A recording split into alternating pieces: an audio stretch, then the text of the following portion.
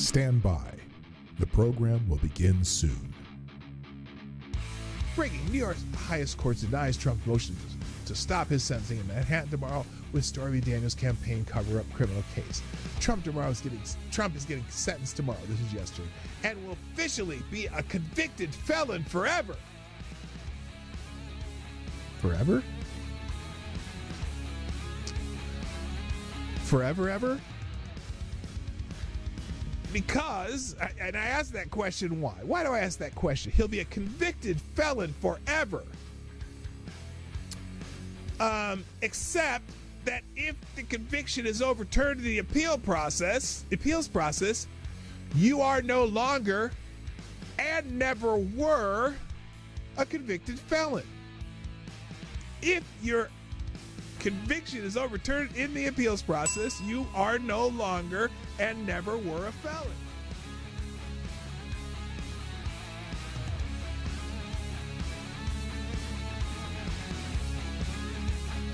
So, is there a labor shortage? Ultimately, the entire need for H-1B workers is predicated on a supposed domestic worker shortage. According to the Bureau of Labor Statistics, the current native-born American labor force participation is around 63%. Meanwhile, the foreign-born labor force participation is a stunning 68%.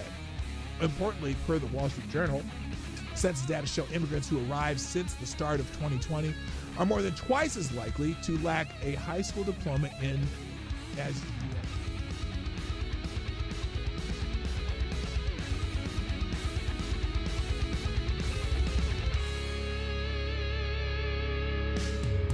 months.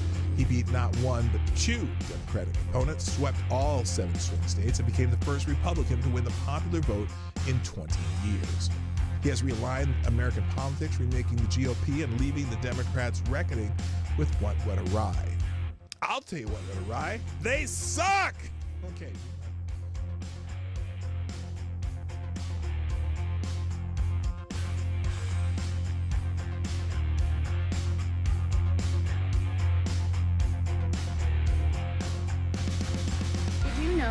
That since 1977, Congress has only passed the budget on time 4 times. The last time Congress passed a balanced budget was in 2001. That was the Did you know Congress? That over the last 6 years, Congress hasn't passed an appropriations bill on time once? In fact, we have had 17 continuing resolutions in the last 6 years. 6 years. And since Biden has taken office, we have had over 11 omnibuses pushed through. Congress has only passed a balanced budget 4 times ever, meaning we didn't have a surplus or a deficit. The mainstream has become fringe, and the fringe has become mainstream. There are platforms, there are people out there that are getting 14 million streams. And we're on cable news getting 1 to 2 million. And so there's not on CNN. It's a whole world out there. Kellyanne Conway, I hate to agree with her, but I do a lot of times. Donald Trump understood that. Stand by. The program will begin soon. That was Friday Q&A, and let's. The first question today is from our friend Avocado Diablo, who says, have you ever woke up half naked except for a pair of lace panties, a Foot Locker's employee's ref jersey, and a Pirate's eye patch stuck in the slide of a children's playground? AD? I'm becoming concerned. I'm becoming concerned. I would love to hear that story, though. Just out of curiosity, I don't know if I really want to hear that story, but no, I haven't. They're very discouraged to see many influencers turning on some of our biggest fighters in Congress. Instead of going after the 38 who stand on principle and not raise the debt ceiling, but also didn't support the continuing resolution, why are they going after people like Republican Congressman Greg Murphy, North Carolina 3, who was for the original continuing resolution? Or why not just go after the Democrats who are responsible for this entire mess? Why eat our own strong conservatives, especially over something like the debt ceiling, when no one really wants it raised in the long run? Even if the 38 had voted yes on the American Relief Act, it still wouldn't have passed. So what is the end goal here? To get rid of strong conservatives because we don't 100% agree on it? Stand by. The program will begin soon.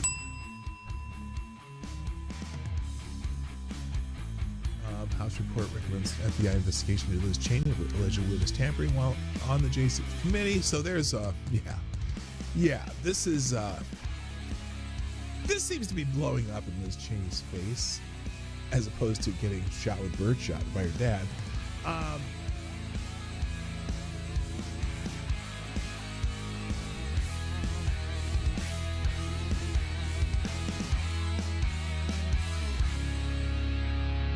Here's another one. Taxpayers fund a disinformation index, but the real fake news is that it's useful. The Department of State wasted $330,000 to fund censorship of non-liberal and conservative media. Historically, the largest purveyor of disinformation is the U.S. government, without question. And now, once again, the government has decided to position itself as the ultimate judge of what is true and what is not.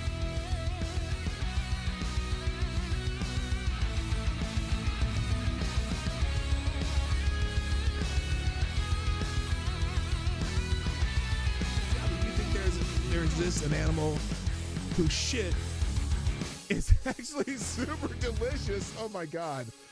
It would have to be some sort of seafood. Avocado Salvi, what would you consider to be the most disconcerting about one could see in the toilet after you got done going to the bathroom? Only things that come from inside you count. Well, I think a 14-foot tapeworm would be kind of disconcerting. You'd be like, what the heck? Oh, that was inside of me. Okay. Lord Stanham asks, which member of Congress would you like to catch leprosy? You can name as many as you'd like. Let me just start with Jamie Raskin. And Adam Schiff. That's enough. This is lightning. Avocado Diaby says, why is it that Nancy Mace is the only woman in Congress that does not sound like one of the teachers from Peanuts to me when she speaks? Maybe it's because she's from the South, although her accent is not that pronounced. Somnambule Nation, is this the penultimate? Is this the last question? No, it's not. Lord Stanhope, will you have a Merry Christmas? Melancholy. We already explained that earlier. Select boy, who on The Simpsons has a plan that's good on paper but horrible in execution? Oh, obviously Homer.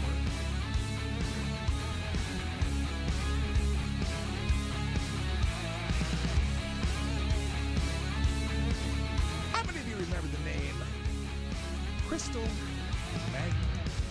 Crystal Magnum. Does that name ring a bell? Anybody? Crystal Magnum. Now, even if you don't know that name, you know. It sounds like a stripper name, doesn't it? Crystal Magnum? That sounds like a stripper name or a porn star or something like that, right? Well, here's an update in the story of Crystal Magnum. Congress members haven't even received the text yet. The deadline is Friday. This is utter insanity. That is... I don't know if that could be any less accurate or more accurate. I don't know. Congress at last passed a real budget in 1997. Since then, Congress has typically relied on continuing resolutions or omnibus spending bills to fund the government. There should be 12 different funding bills, I guess, normally. And they're doing an omnibus bill and then just put it all on paper the last minute and then just pass it because they want to go home for Christmas. Well, F that shit. So people are saying shut it down. They've typically relied on continuing resolutions of omnibus spending bills to fund the government rather than completing the full budget process as intended by the 1974 Congressional Budget. I can imagine what can be and be unburdened by what has been. You know? What can be unburdened by what has been. What can be unburdened by what has been. What can be unburdened by what has been. What can be unburdened by what has been. What we can see, what we believe can be unburdened by what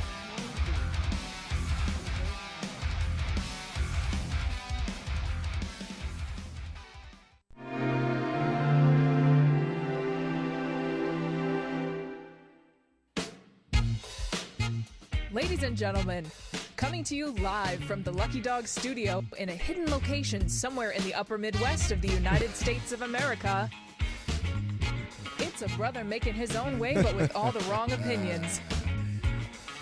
Welcome to the Morning Night Live with your host, the one and only P-Dog Knight.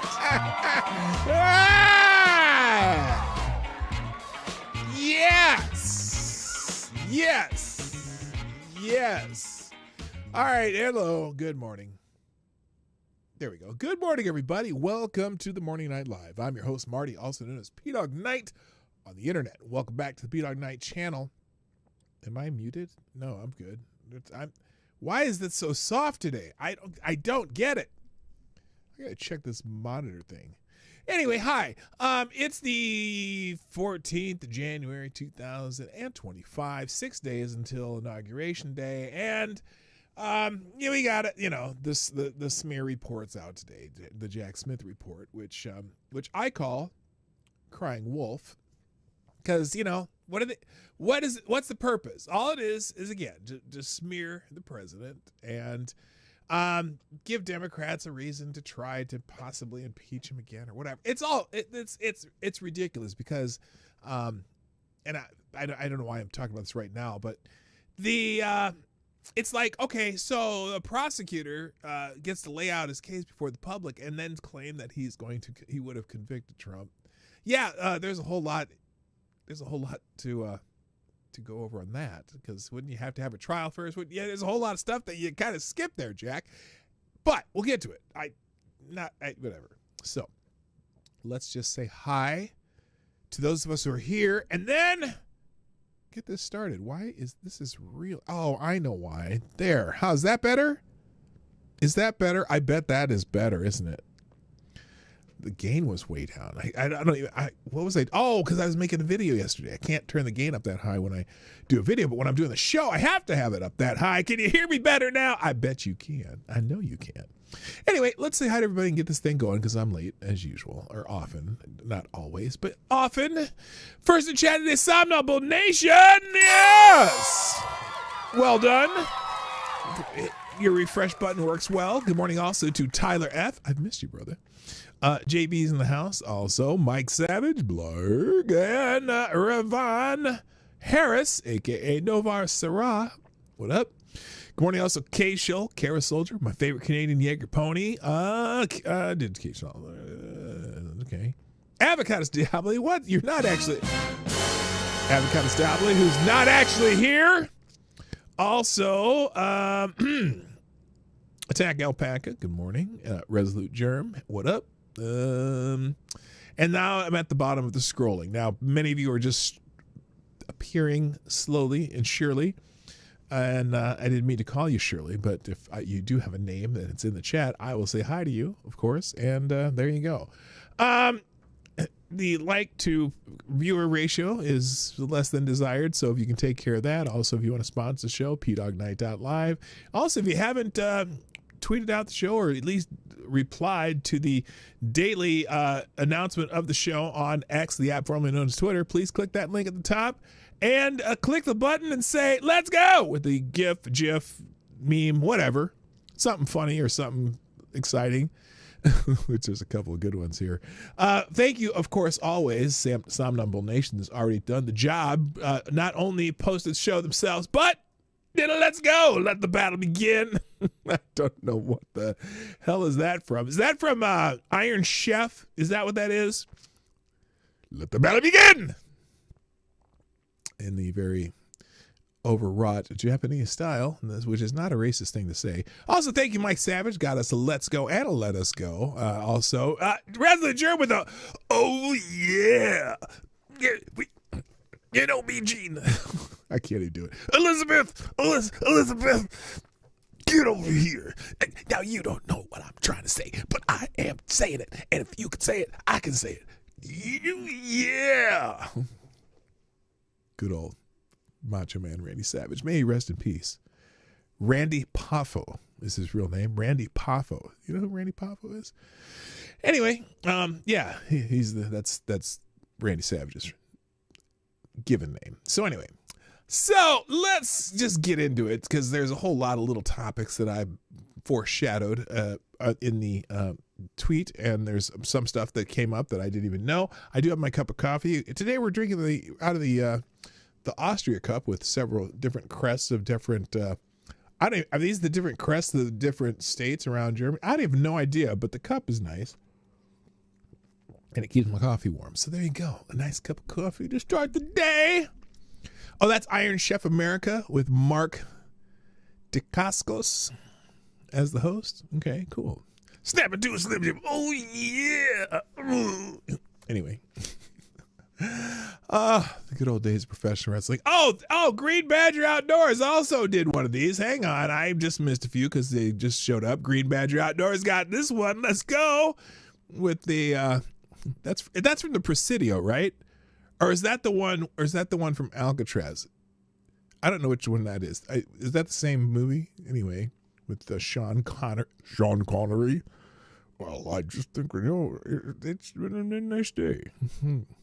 Oh my goodness, Amazing Disgrace, the Beavis and Butthead. Is that a roller coaster? Or what are they on there? That is just weird. They're going into space. Anyway, and then thank you, Tyler F. and Amazing Disgrace and Man Squatch and Resolute Germ and Somnambul Nation for retweeting my show. There's one, JB. Let's go. Let's go. Let's go. Anyway, thanks guys for doing that. I appreciate it. Somebody will click on it going, what are we doing here? Well, why are we going? Where are we going? What are we doing? I don't know. Anyway, shingles. What are you talking about? What is that? I have no idea what that means. All right, let's get into it. Carrie Underwood is trending, and this is a controversy, but apparently Carrie Underwood is going to be singing America the Beautiful at the inauguration of Donald John Trump. And so lots of people are talking about Carrie Underwood. Now, some are speaking about her in glowing terms, while others are very upset that Carrie Underwood would dare go to the inauguration of the orange man, the orange bad man, whatever. And so I don't care.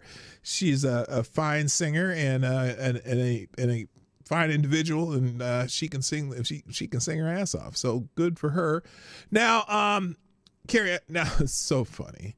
No, some people. Here's what people are saying. This lady likes the idea. Carrie Underwood is an amazing singer, a devout Christian, has been married to her husband, who is also a devout Christian, has never had a scandal, and raises her kids with her husband. People on the left are canceling her for performing American Beautiful at the Trump's inauguration for simply singing a beautiful song at a presidential inauguration. This is why you lose. I had to throw in the claps there. You celebrate Cardi B twerking at election rallies, and the majority of your supporters were at Diddy parties. There's not one person on your side I want my kids to look up to. You tried to make degeneracy normal, and we rejected it. Anyway, yeah, but there are people pissed off that she's doing it. I suppose I could figure out one here. I'm truly disappointed that this is someone disappointed at Underwood fans. It would be an honor for any singer to be asked to sing America the Beautiful at a presidential inauguration. If you are so-called done with Carrie over this, then you were never a true fan anyway. Yeah, there are a bunch of people who were mad about it. I don't give a shit. Either way, you know, I mean, if she had sung at Biden's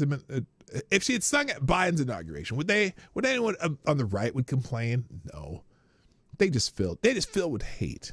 They just filled with hate.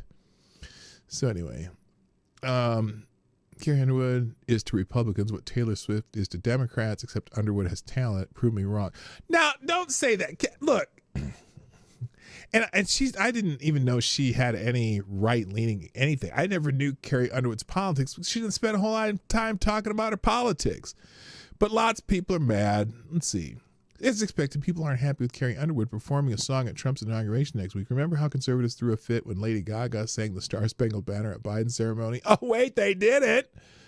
They did it. What is this? Is this someone mad? Let's see if this person's mad. I don't know. I'm trying to find the see, when I saw this yesterday, it was nothing but mad people. I'm so done with Carrie Underwood. I can't believe she's going to Orange Man Blah Disease Dabadoo. Let's see. Miss Carrie Underwood, Miss Season 4 American Idol winner. I'm gonna dig a key into your car.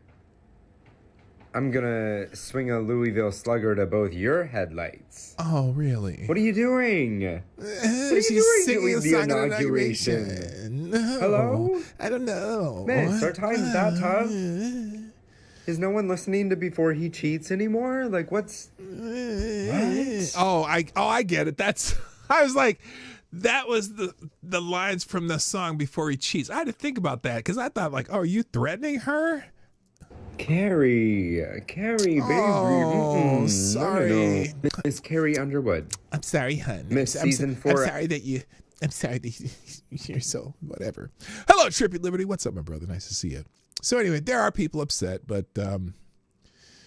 her statement about it, I love our country. I am honored to have been asked to sing at the inauguration. I am humbled to answer the call at a time when we must all come together in the spirit of unity and looking to the future. So there you go.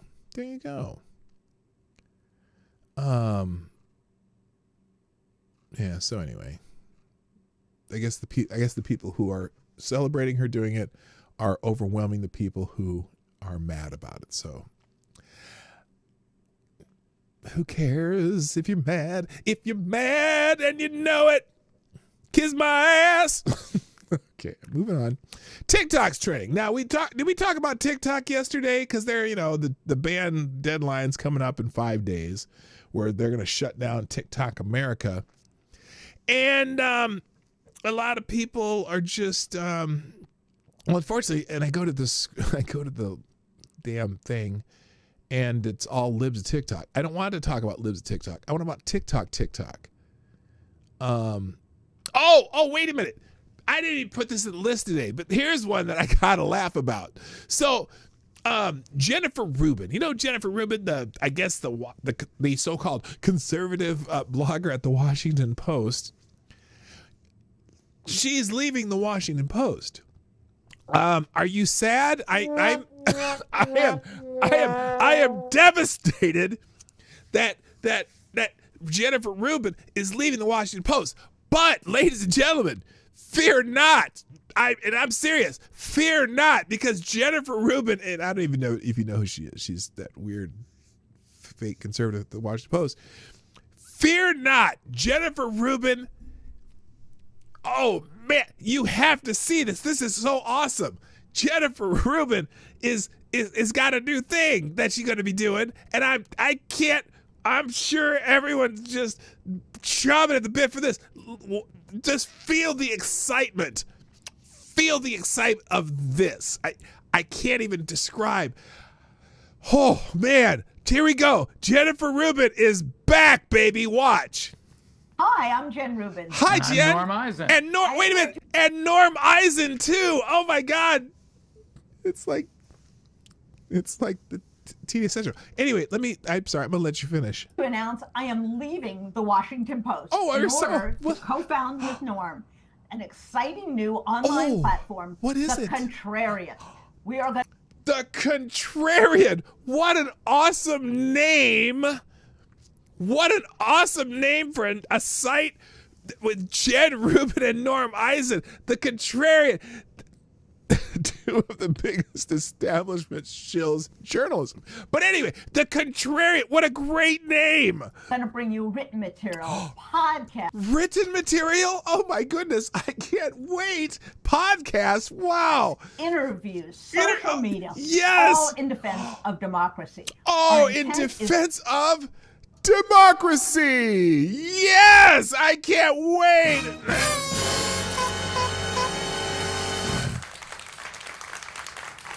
Oh, I was so upset when Jennifer Rubin said she was leaving the Washington Post. I don't know what I would do without Jennifer Rubin at the Washington Post. I'm so excited about the Contrarian. To combat the authoritarian force that we all face. Oh, thank God Jennifer Rubin is gonna. Now wait a minute. hang on a second. Where exactly is this new site gonna be? Because like, are you starting your own website? I mean, as I wrote on X this morning, all of her fan is very excited about this. Very, very excited about it. And their reader will be very happy to read it every day. To help us, we have an exciting array of contributors from all walks of life, all ages, all backgrounds. All walks of life? Really? Like all walks of life, Jennifer? Like there'll be some Trump supporters in there? Because that would be all walks of life. So are you going to have some homeless people writing for you? That would be all walks of life. Are you going to have Bill Gates? I mean, or someone like Bill, a billionaire. Are you going to have a billionaire writing for you? Because that would be all walks of life. Are you going to have a middle manager at a small accounting firm writing for you? Because that would be all walks of life. You could have a plumber. I'm just curious. To help us in this venture. Oh, look how excited they are. And Norm, does he just look like someone who just exudes excitement and vigor? We're going to do politics. Oh, yay! Law, but we know that any successful pro-democracy movement also has to be very vocal about culture. It's like, he almost sounds like, Adam Sandler kind of. We're going to really like it, and we're going to have all types of things. Doodly-doodly-doo-goo-goo. Humor column. We'll even wait, what was that? Wait, hold on. We're going to do politics. We're going to do law. But we know that any successful pro-democracy movement also has to be very vocal about culture. We'll have a humor column. We'll even have a cooking column, but we're going to have cooking! Pro-democracy flavor. Pro-democracy cooking. Pets. We're very pro-pets. So please.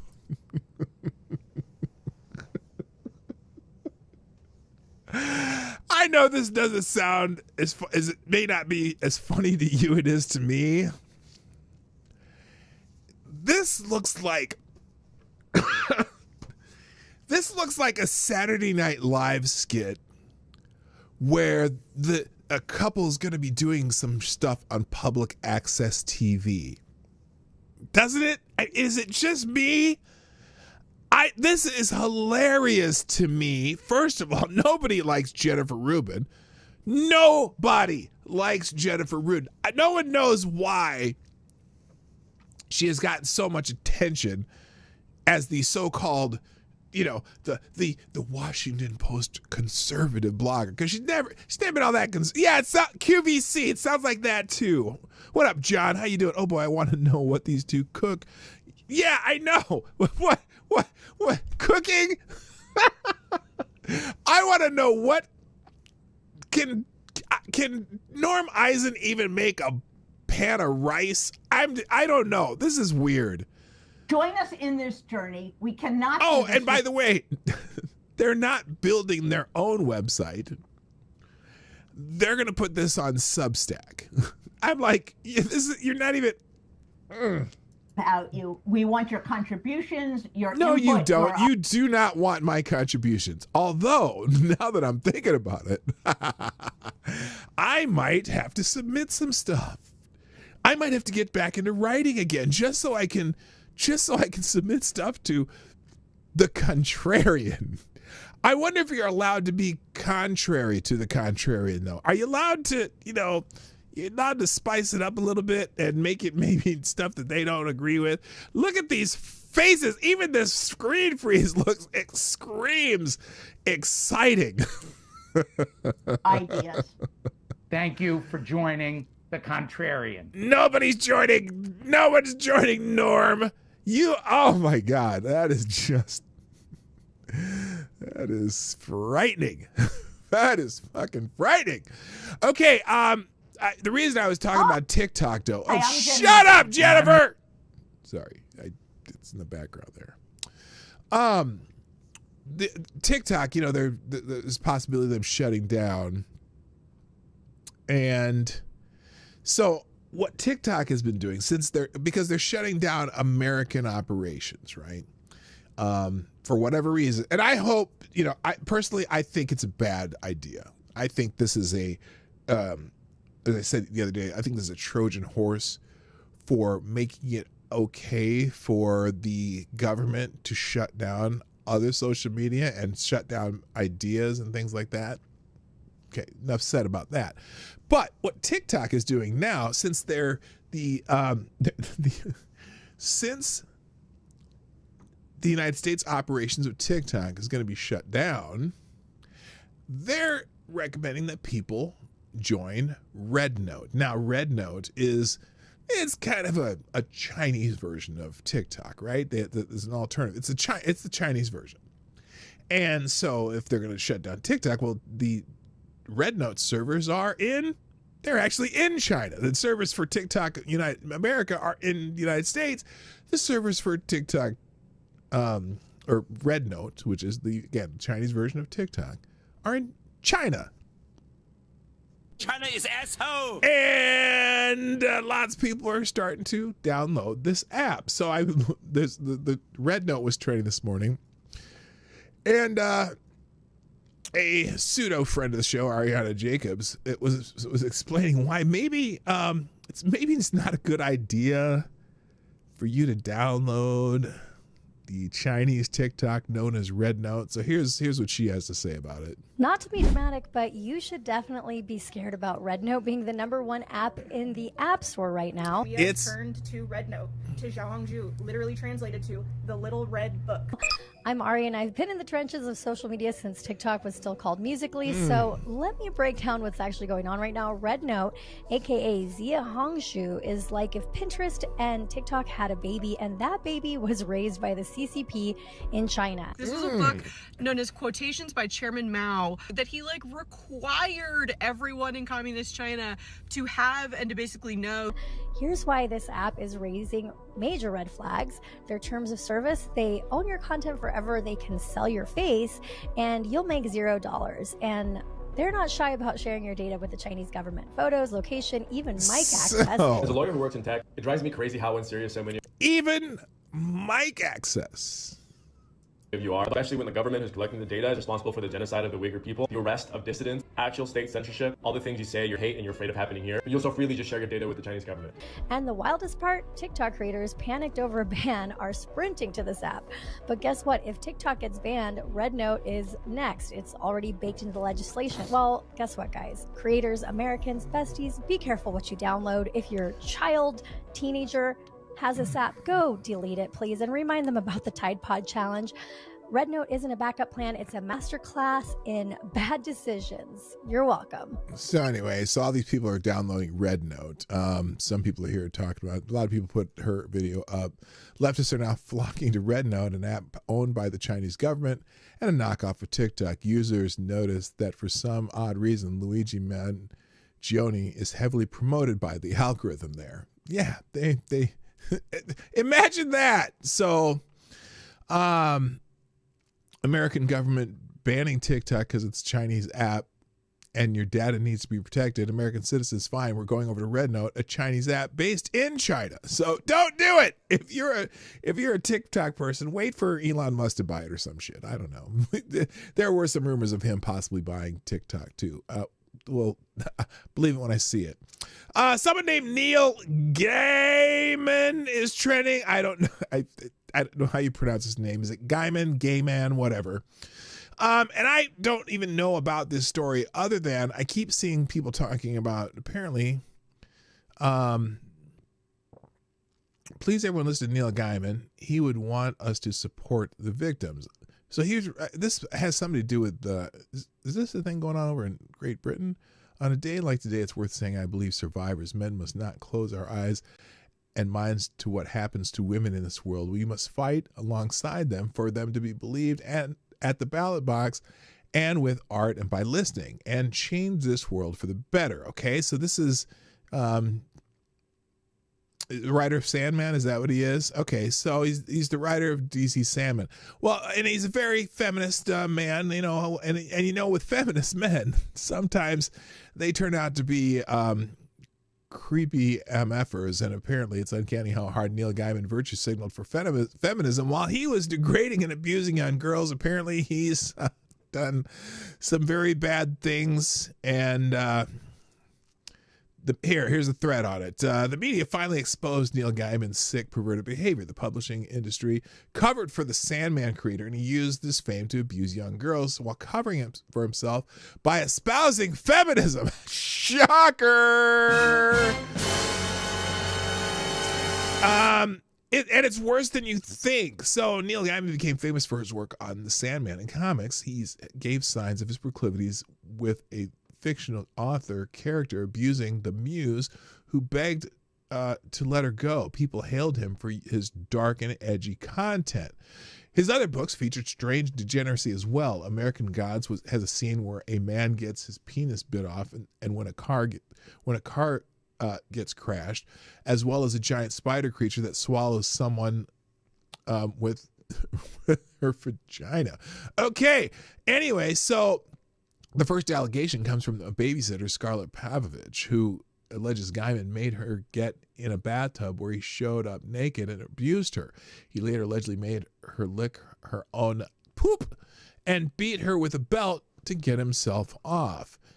He also abused several young fans. One woman said he brought her back to his tour bus and asked to put his fingers inside of her. When she told him no, he allegedly went all the way and raped her, according to Vulture. The worst night might be having a woman live on his property. The former wife of his gardener, who he allegedly forced to do sexual situations in exchange for living there, he paid her off several $100,000 to remain silent, according to the Tortoise podcast. And his ex-wife Amanda Palmer alleged there were 14 different women with similar stories, a pattern of abuse that stems decades. He also posted a strange picture of the book Lolita on a trash can in 2024 to her Patreon. Fans speculated they might mean there's worse things going on. So there's a whole thread of this. I'll leave the thread in here, but yeah, it's always the ones who are espousing to be great feminist, isn't it? That's crazy. That's some crazy shit. Need police reports or it didn't happen? Well, is he under investigation? I don't know. Let's see. Let me go down this thread to see if he's been arrested yet. Since then, Gaiman has allegedly hired a PR firm to flood social media and bot posts about his work to hide the story. The author has been silent himself on social media, canceling his one public appearance in the process. So anyway, I'll leave that thread there. You know, it's a pattern. There's a pattern, but I don't know. I don't know anything about him, but that's why he's trending. Jimmy Kimmel's trending. Now he's, good God. Jimmy Kimmel, Trump derangement syndrome. And he made a claim that people are a little upset about last night on the Jimmy Kimmel show. Let's see where I can find it.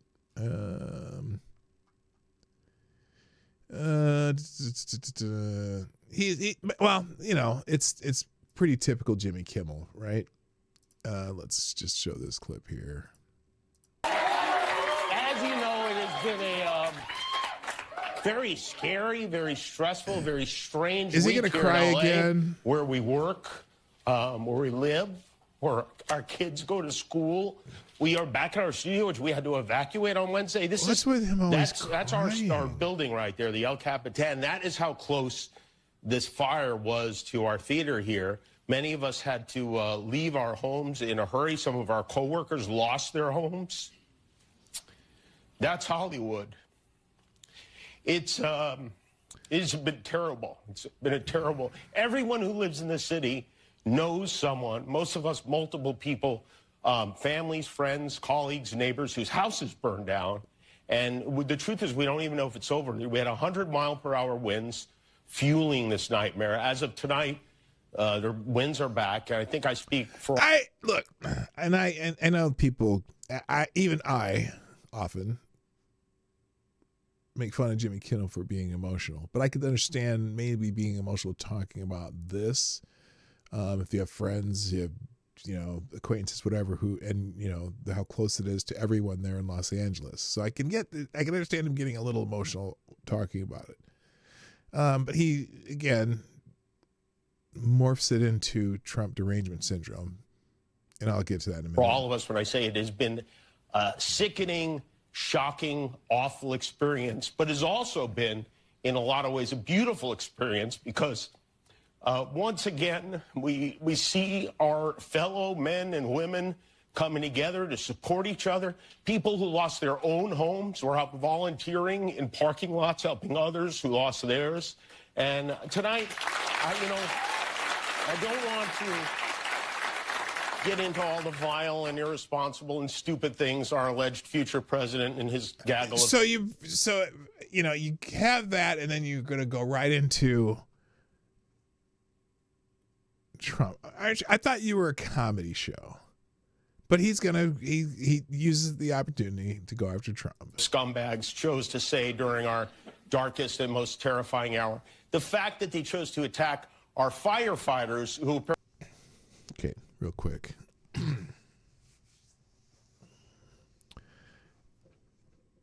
Do you think have you heard anyone attack the actual firefighters? Because this is a claim that he makes. This is the insane claim he's making. The most terrifying hour. The fact that they chose to attack our firefighters who apparently aren't white enough to be out there risking their lives on our behalf it's disgusting, but it's not surprising. Instead, I want to focus on thanking anybody. Now, look, there are a lot of people talking about the DEI and the woman that leads them or whatever, which actually, as I listen to her, I realize that she probably is fairly competent. She's a competent person, but still, their focus on certain aspects of how they grow their fire department are annoying, and also hearing in practice how some of the hiring processes have been less than stellar. But again, she's dealing with budget cuts and shit like that. But anyway, those men and women. So anyway, he's claiming that people are saying that the fire department isn't wide enough. And I just, that's not the point, dickhead. The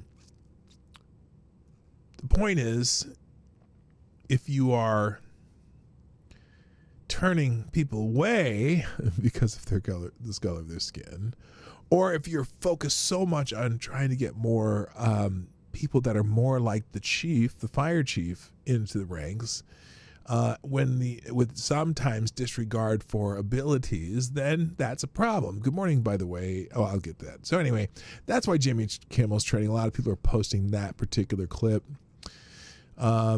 Here's one for Jimmy Kimmel. Oh yeah, great. That's good. So anyway, that's why Jimmy Kimmel's trending. That's it. Good morning, Rod Line. Good morning, Mrs. Wild Wolf. How you doing? And anyone else show up? All right, moving on. Pete Hegseth. Now this is one of the bigger topics today because Pete Hegseth's going through the process of possibly being confirmed as Secretary of Defense under Donald John Trump. That's Donald John Trump's choice. And lots of people are very upset with, Democrats are upset with Trump for choosing this person that one of the most amazing smears I hear, and trying to put a spin on this nomination, because Pete Hegseth worked for Fox News for a while, right?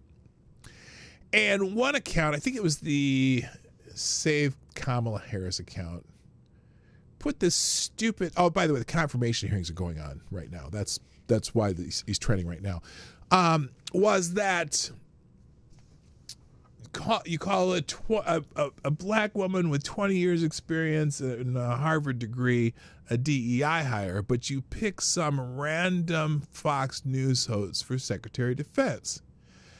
And it's such a blatantly dishonest assessment, calling Pete Hegseth some random Fox News host.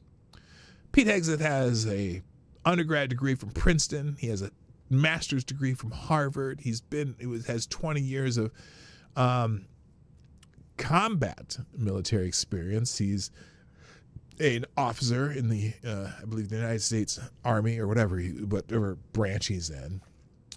But so right now the confirmation hearings are going on, and so Pete Hegseth is trending. And so a couple of things that right off the bat when you go through this topic on X, the app formerly known as Twitter, is this right here.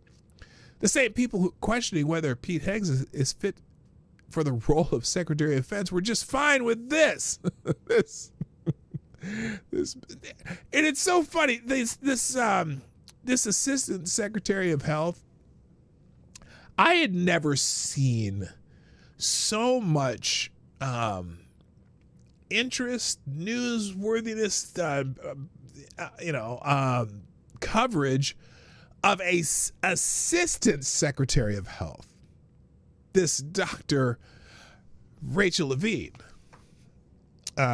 who, you would think that the Secretary of Health would also have to have some mental health confirmation, and we're not so sure about Dr. Rachel Levine. But anyway, there are people that here's Richard Blumenthal. Richard Blumenthal claimed that Pete Hegseth is not qualified to serve as Secretary of Defense. Well, also here's a video of Richard Blumenthal talking about serving in Vietnam. The only problem is he never served in Vietnam. He's a stolen valor scumbag, right? Gillian Anderson, if you're familiar with her, it's confirmation day for Pete Hegseth, and the SEALs are already gathering this morning, marching across D.C. to show where the warrior class stands, firmly alongside Pete for Secretary of Defense. Yes, a number of current and former Navy SEALs, Green Berets, all kinds of people are flocking to Washington, D.C. to support Pete Hegseth. Now, the other person that's getting a lot of FaceTime on these hearings is the Democrat ranking member. His name is, what is his name? Jack something. Hang on, here. Jack Reed. And this exchange has been making the rounds all day, or over the last 12 hours, whatever. Here's this is interesting. The Secretary is expected to be a fair, nonpartisan, and responsible leader, as well as a trustworthy advocate for the men and women that he leads. Mr. Hegseth, I do not believe that you are qualified to meet the overwhelming demands of this job. We must acknowledge the concerning public reports against you. A variety of sources. The public reports, like factual reports or opinions, they've made reports and they keep saying, like, for example, the sexual abuse case, which got dropped because there was insufficient evidence, right? Claim that they picked up on the fact that he used to drink beer and whatever, claiming that he was a drunk, which is a smear that nobody's been able to confirm. So anyway, let's see what it says. Including your own writings, implicate you with disregarding the laws of war, financial mismanagement, racist and sexist remarks about men and women in uniform, racist, alcohol sexist, abuse, no, sexual assault, sexual harassment, and other troubling issues. I have reviewed many of these allegations and find them. Have you confirmed them? Again, I've reviewed several of these allegations. Interesting. What have you found out about these allegations? Now, I'm sure they're going to bring in some. I would not be shocked to see if they brought in whatever the ex-girlfriend or whatever that made the allegations that police just said, no, this is not evidence. There's no evidence for this. This is not what happened. Anyway. Extremely alarming. Indeed, the totality of your own writings and alleged conduct would disqualify any service member from holding any leadership position in the military, much less being confirmed. Wait a minute.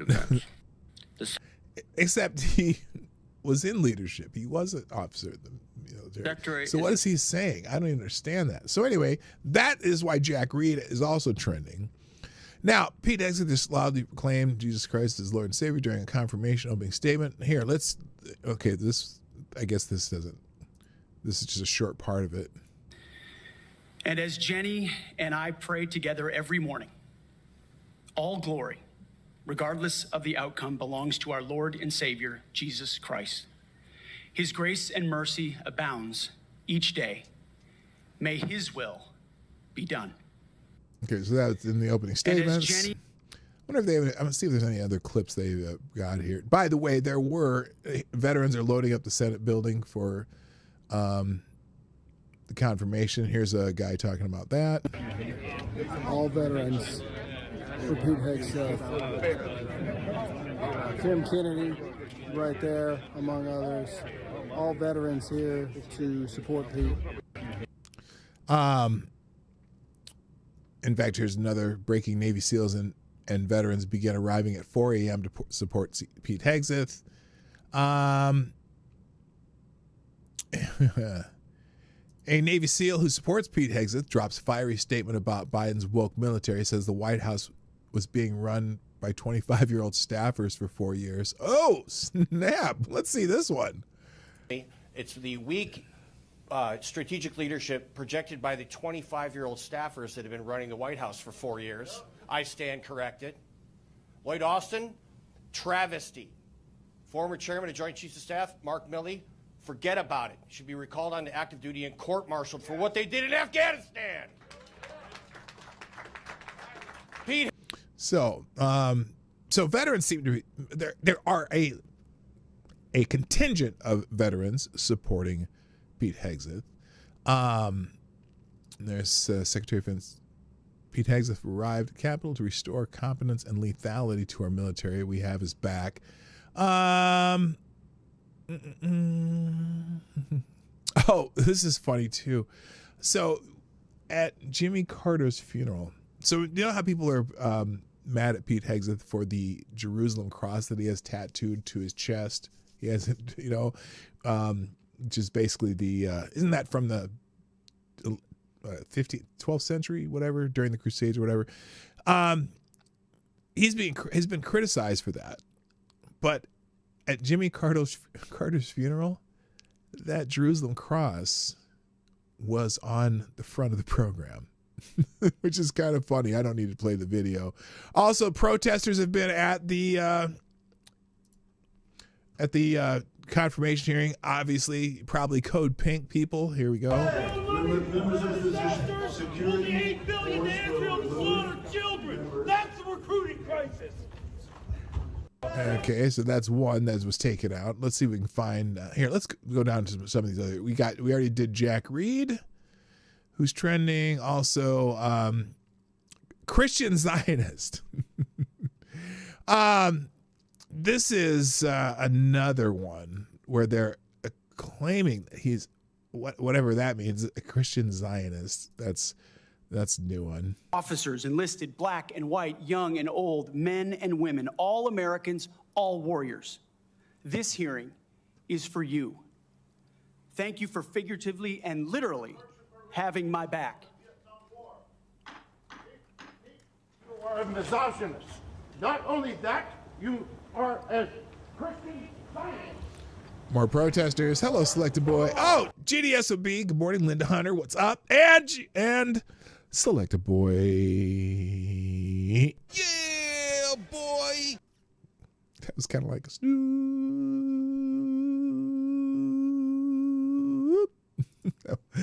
Let's see. What other clips do they have here? Breaking protesters gets tossed out of the room while interpreting Pete Hegseth's opening statement. Something Christian Zionist. We saw that one already. So anyway, that's another protester. Code Pink's trending because, of course, Code Pink's in the gallery. No Hegseth, no crusade. Code Pink. No Hegseth, no religious extremists. No Hegseth, no Christian jihad. God, when are these people going to meet their old age demise? Holy fuck. They've been embarrassing for so long. And let's see, is this the same one? Is this the same outburst, Code Pink? Let's see here. In private meetings, when President Trump chose me for this position, the primary charge he gave me was to bring the warrior culture back to the Department of Defense. He, like me, wants a Pentagon laser-focused on lethality, meritocracy, warfighting, accountability, and readiness.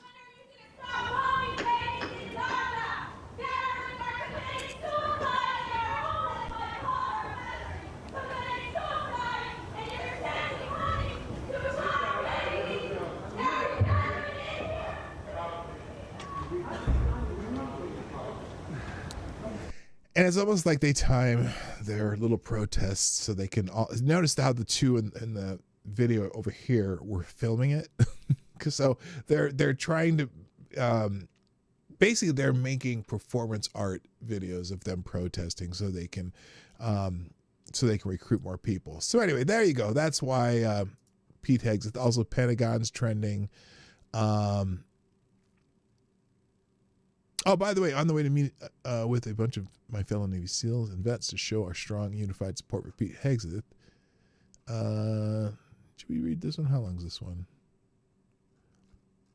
Nah, we'll skip it.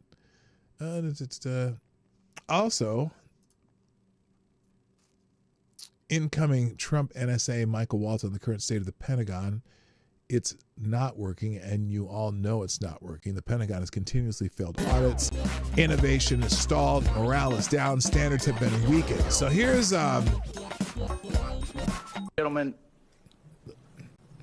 in my humble opinion, our military deserves better than it's getting. Hey, wait a minute. Hold up. AD, pay attention. Pay attention. Hang on a second. Let me put it full screen so you can see it. Okay. Avocados Diabli. Do you see it? Do you see why I stopped this for you? I stopped this just for you. We'll see if you notice. Pete should have worn a dress and played victim. It would go much smoother. Oh, wouldn't it though? Oh, you are not kidding. You are not kidding. That's hilarious. Yeah, you should have worn a dress. Also, real quick, thank you. Horatio Nelson's in the house. What's up? And you are the new Streamlabs Superstar sponsor of the day. Wait, why does it say Avocados Diabli? You haven't done this today. Well, Horatio, you are the Streamlabs Superstar sponsor of the day right now. In fact, here, let me fix. I don't know if this will fix it, but I'm going to change this. I must have not redone the stream labels. Duh. Horatio Nelson says, there we go. You are the new Streamlabs Superstar sponsor of the day. Horatio says, whoever gets confirmed for Secretary of Defense, at least we can be well assured that our #greatest ally trademark will have infinite cash flow, arms, and our young soldiers ready to die for the chosen people. Oh, hoorah. Code Pink is still a bunch of fags, though. Tee-hee. Happy 2025 P-Dog. Well, thank you, Horatio. Nice to have you in the chat. Although, good Lord. That was some spicy shit. And I'm not, unless you're talking about our greatest ally, Ukraine. Oh, no, that's not what you meant. Okay, I fully support Israel, but I don't think we necessarily need to give them money. They have lots of their own money. Good morning, also Geffenwolf. I can't say that properly. Sorry to interpret the show with Streamlabs. Oh, that's Horatio. I got you. Okay, let's get back to this. I stopped this specifically for Avocados Diabli. If you can see it, I don't, just saying. And so, ladies and gentlemen, in my humble opinion, our military deserves better than it's getting. Yes, our they do. country faces a devastating recruitment crisis. Men and women are not volunteering to serve at the levels required. Our readiness is down. Our costs are up. And it seems like nearly every major weapon system, again, often discussed in this very room, is costing too much, delivering too little, and taking way too long. The bottom line is The status quo is unacceptable. It's not working. And the members of this committee, you all know it. You know it's not working. And the members of the House Armed Services know it's not working. And we have hearing after hearing, year after year. And here we are decades later describing the same problems. The Pentagon has continuously failed audits. The businesses that want to do business with the Pentagon have to pass an audit, but the entity itself fails an audit. Innovation is stalled, morale is down, standards have been weakened, and meritocracy is less valued. And as a result, our adversaries have been emboldened all over the world. Ladies and gentlemen, it's time for change. It is time for change. Okay, so there you go. And he's speaking the truth, man. Yes, and yes. Okay, I'm not the only one who noticed, and we know AD noticed. Yes, it is Megyn Kelly in the background in there. So there you go. And so, ladies and gentlemen.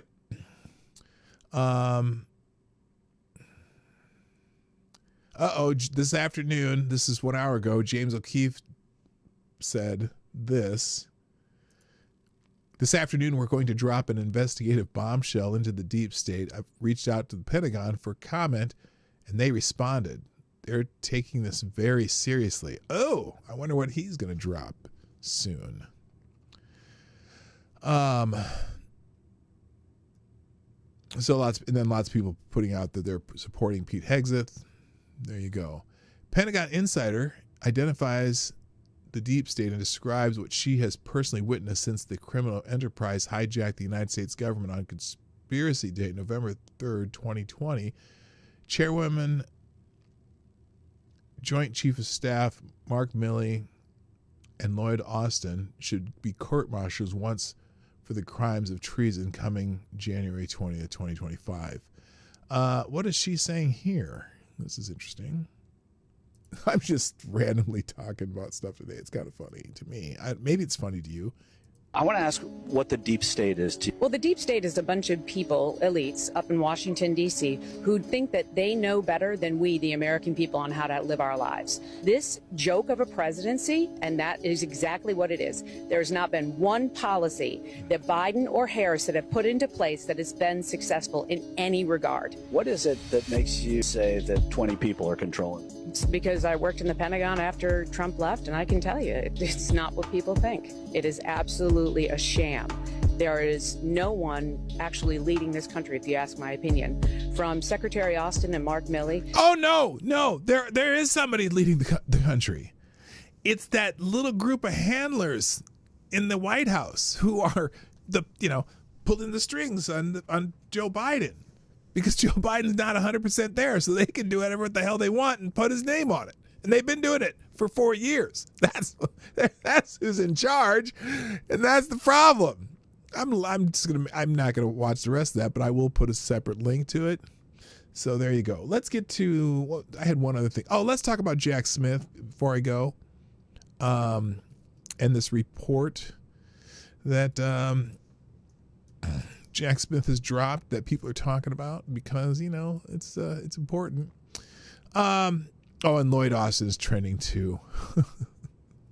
By the way, there's the last thing about the Secretary of Defense. 93 senators voted for Biden's disastrous Secretary of Defense Lloyd Austin. 2 opposed Hegseth.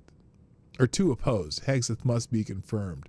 So they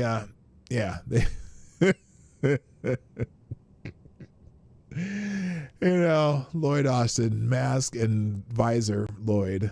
Oh my God. Anyway, so enough about that. Let's get on to the special counsel report that came out. Now let's go here. We'll do the New York Post article.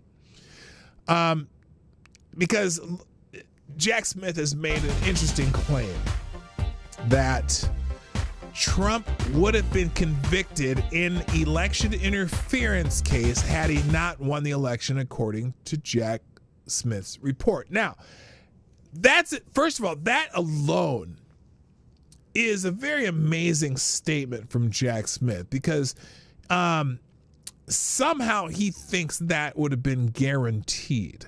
Like, Jack Smith doesn't have the greatest track record in chasing down people in the government, but he's saying, he makes this statement that it would have been that would have happened, right? Special Counsel Jack Smith's long-awaited report on Donald Trump's 2020 election interference case argues that the president-elect would have been convicted at trial had he not won the 2024 presidential election. Well, if Joe Biden had stayed in the race, Joe Biden would be president today, right? Yeah. The 174-page report obtained by multiple outlets Tuesday after lawyers for the incoming president failed to stop its release outlines the investigative process Smith took in his case against Trump after being appointed special counsel by Attorney General Merrick Garland shortly after Trump launched his 2024 White House bid. Now, the fascinating part about that, too, is that they waited until this year to start trying to push the issue in courts. And so a lot of people on the left are really pissed off at Merrick Garland and Jack Smith for waiting so long. The other problem, too, is he assumes that he would have won the case. But there's a whole trial process, appeals process, discovery process. There's a whole lot that would have gone on. And he can't guarantee that Donald Trump would have been convicted. He can certainly, and the way they're doing this, and also, by the way, he was not appointed properly. He wasn't even a legal he was not even a legal the special counsel in this case was not even a legal entity since the special counsel statute had expired, and Merrick Garland appointed him anyway. But then, so in order to be an independent, but you're still part of the Department of Justice, you can't, the Justice Department cannot nominate and confirm their own officers of the United States government. And so there's a whole lot of reasons why this is messed up. There's so many constitutional issues that they would have had to get around just to even get this through a full trial and appeals process. But anyway, there's quote, the Department of Justice's view that the Constitution prohibits the continued indictment and prosecution of a president is categorical and does not turn on the gravity of the crimes charged, the strength of the government's proof, or the merits of the prosecution, which the office stands fully behind, Smith wrote in the report's conclusion. Well, that's just great. So you're going to present the prosecution's case to the public for, to try to win this in the court of public opinion, but how do you even know you would have won this in court? Which is amazing. Indeed, but for Mr. Trump's election and imminent return to the presidency, the office assessed that the admissible evidence was sufficient to obtain and sustain a conviction at a trial. Well, yeah, you're a prosecutor. That's your job, to try to obtain and sustain a conviction, but you certainly could not guarantee it. But everyone who, if you hate Trump, you're jumping on this language saying, see, he would have been a federal felon too. Just like, as if, for example, the felony in New York, like that, they all, so excited to say 34-time convicted felon and saying, oh, that's going to be forever. But wait, it's not forever, because if he appeals it and wins, then you're not a convicted felon and you never were. But anyway, the report was delivered to Congress by the Justice Department just after midnight Tuesday, after a last-ditch attempt by Trump's legal team to block its release. It was rejected by South Florida U.S. District Judge Eileen Cannon Monday. It is one of two volumes put together by Smith detailing the federal investigations into Trump. The second volume, which relates to the classified documents case dismissed by Cannon last July, has not been made public. And that's the other thing. Wait a minute. If the case was dismissed, why would you have even thought you should make it public? There's only one reason to do that, and that would be to smear the person that you're going after in this lawfare arena. Let's see. And then anyway, they didn't make it public, as Smith is still pursuing charges against Trump's two former co-defendants in the case, Walton Nauta and Carlos de Oliveira. In a letter to Garland, included in the main material transmitted to lawmakers, Smith directly takes aim at Trump's claim that his charging decision was influenced by the Biden administration, calling it laughable. No, it's not laughable at all. We know what you guys were doing. It's so obvious. But anyway, he says, throughout my service as special counsel, seeking to influence the election one way or the other, or seeking to interfere in its outcome, played no role in our work. Then why did you really? So you waited until the election year to do it? If you were so cut and dry, what were you waiting for? Let's see here. My office had one North Star to follow: the facts and law wherever they led. Nothing more, nothing less. By the way, in that documents case, they pretty much screwed themselves anyway, because they didn't maintain a proper chain of custody on the so-called classified docs that they put in those pictures. They changed the order. They didn't maintain the evidence properly, so they probably had gotten that one thrown out too. So anyway, he says, while I relied greatly on the counsel, judgment, and advice of our team, I want it to be clear that the ultimate decision to bring charges against Mr. Trump was mine. Smith added, it is a decision I stand behind fully. Yeah, no, you were under the gun, because now you'd waited till the election year, and Democrats wanted action. The Justice Department wanted action, because the election is coming up. You thought this was going to stop Trump. It is equally important for me to make it clear that nobody within the Department of Justice ever sought to interfere with or improperly influence my prosecutorial decision-making. No, you made the decision to prosecute from the day you were hired. That's the other part too. It's they're trying to pretend that like the purpose of the special counsel was to find facts, and then if we go where the facts lead us. No, you had one purpose only: get Trump. And that's what many of these prosecutions were, especially the ones in New York. Those are embarrassing. But anyway,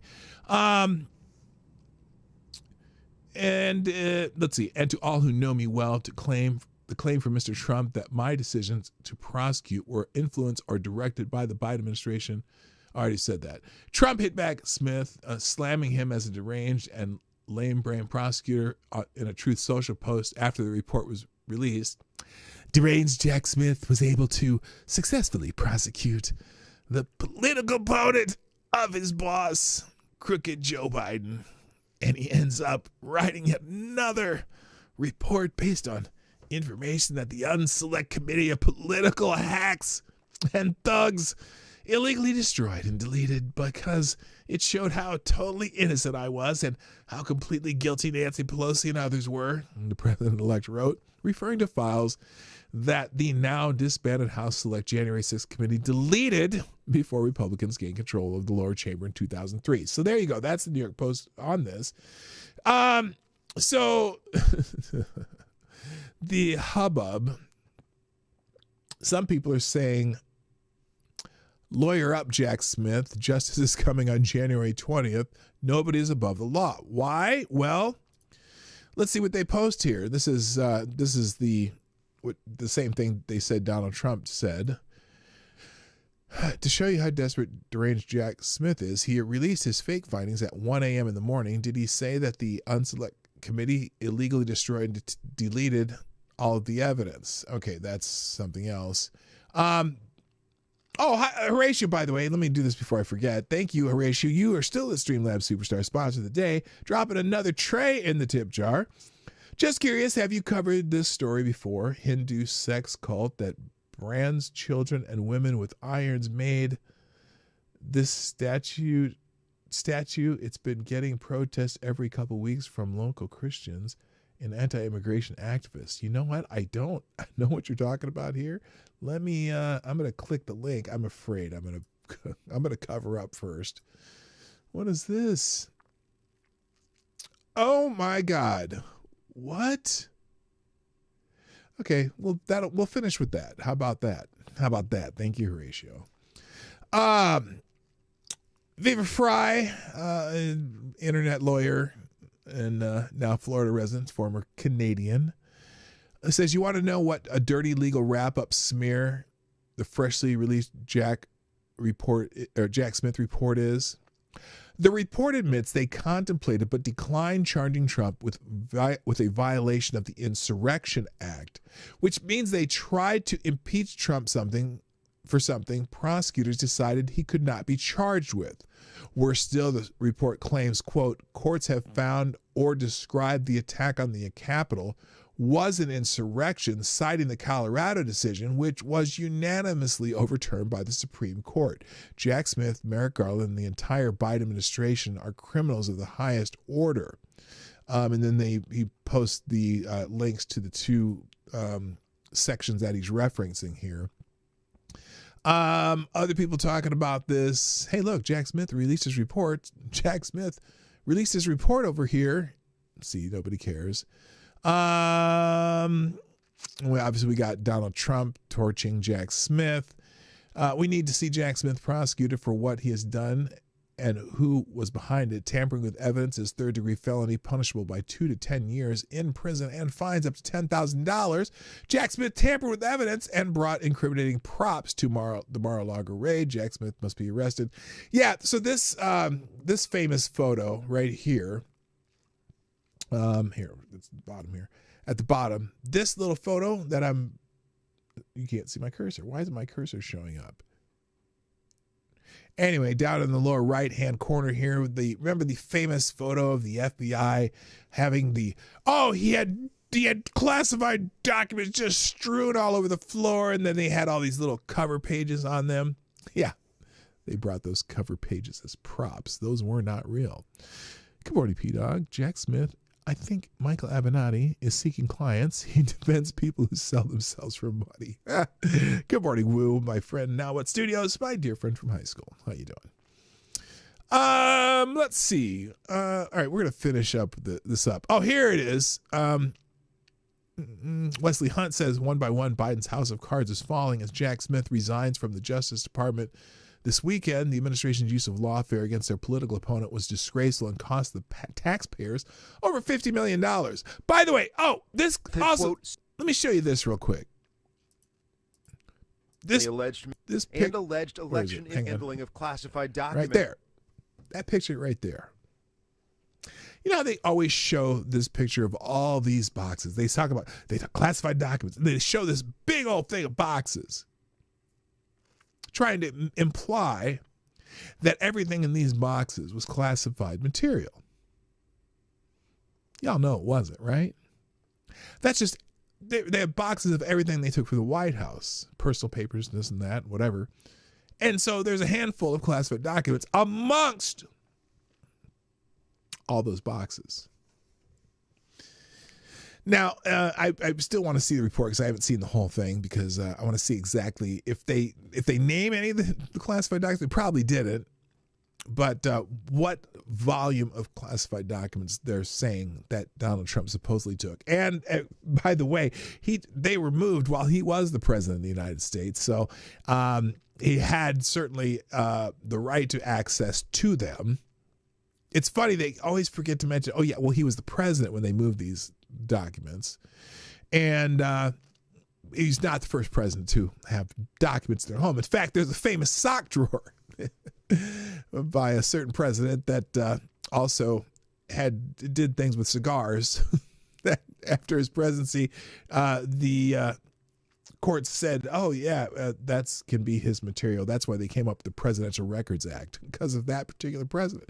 Anyway, let's see. Someone say you say Special Counsel Jack Smith published his, quote, report, end quote, but all I see is the DOJ letting a private citizen write a blog post for his website. Also, Scott Adams says,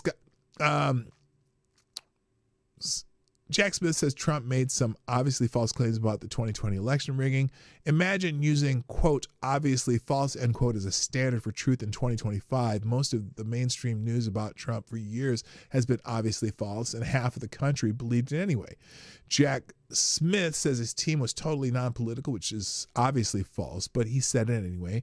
Jack Smith seems to know the 2020 election was not rigged, which is not knowable by anyone given the system design. His view and half the country's view on election integrity is not only obviously false, but logically false. You can't know the unknowable. You can only know you don't know. And that's Scott Adams replying to an Axios article where it says, just in, Trump allegedly spread demonstrably and in many cases obviously false claims about his 2020 election loss in an effort to overturn results, Special Counsel Jack Smith wrote in the final report of his investigation. So I'll link the Axios article too, just to get some little bit of balance. And it'll give you some more details about that. All right, let's finish up with what Horatio sent me, and I'm concerned. I'm concerned what I'm about to read here. So it requires a sip of my coffee. What the fresh hell is this? This is from the Hindustan Times. Interesting, out of New Delhi, I believe. But why they're talking about Texas in the Hindustan Times, I am curious now. Here we go. Buckle up. And if it gets too weird, I may have to stop, but we'll see.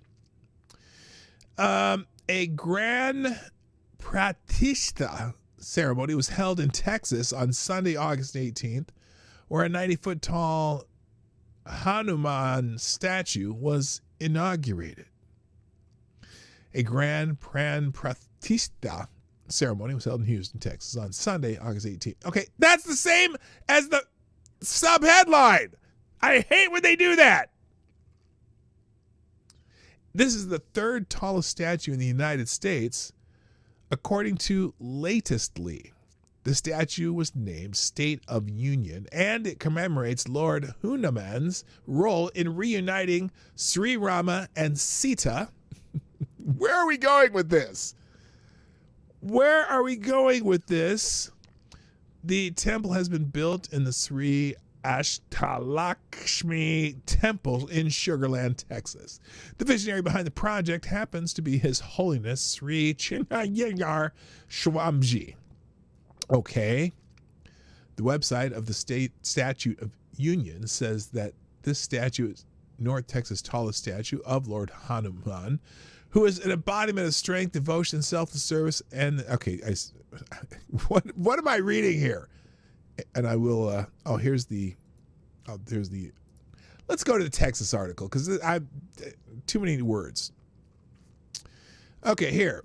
A temple in Fort Bend County is now home to the third largest statue in the United States, the Sri blah blah blah temple, dedicated a 90-foot, 90-ton statue of Union earlier this month. The statue depicts Hanuman, a Hindu deity who helped rescue the kidnapped wife of Rama, another deity and king.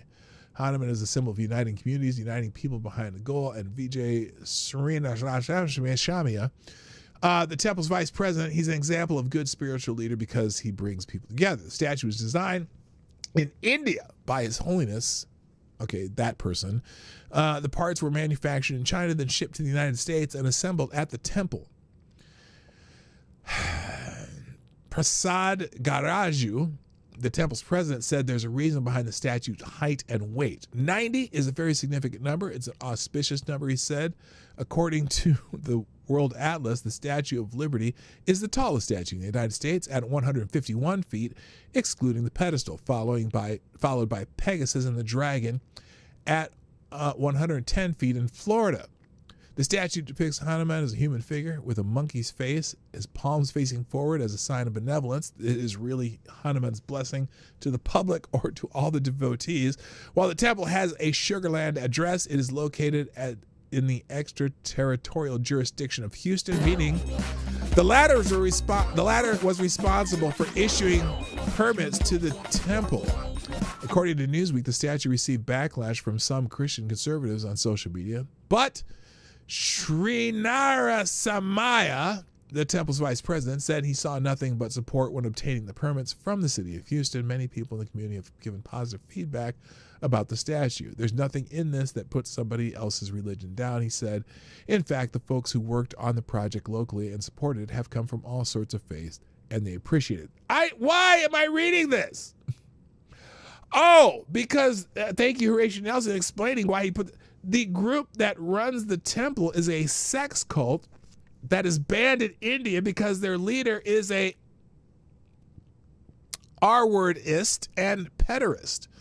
They brand children and women with hot irons, and the leader has pledged to overthrow the Indian government. Welcome to Houston, Texas, Pajit. Okay, there you go. Thank you, Horatio Nelson, on that glorious ending note. And so there's lots of news articles that are in the aggregator. I'll just throw the aggregator link in today, but that's all I got for today, guys, because I got to be on time for a change. Thank you for joining me today on the Morning Night Live. I'm here Monday through Friday at about this same time. Links, give me one moment, and there we go. Come on, there we go, computer. There you go, doing your thing.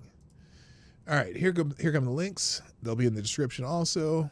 And that's it.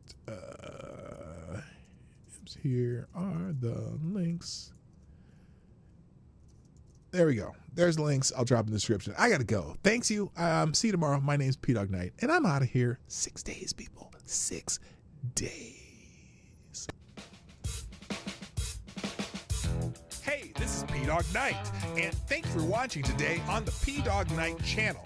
If you have an observation or remark you'd like to make about this video or my channel, I absolutely welcome you to write it in the comment section down below. I really look forward to hearing from you. And before you go, if you like what you saw but you're not already subscribed, please make sure you hit the subscribe button and definitely click that bell that pops up afterwards so you'll be notified when I post new videos or when we go live. I broadcast my live show, The Morning Night Live, Monday through Friday at 10 o'clock Eastern, 9 o'clock Central. A special thank you to all the supporters of this channel who share our videos on social media and who make donations through Streamlabs, YouTube, Venmo, and Cash App, which are all linked in the description down below. Thanks again, and until next time, I'm P-Dog Knight, and I'm out of here.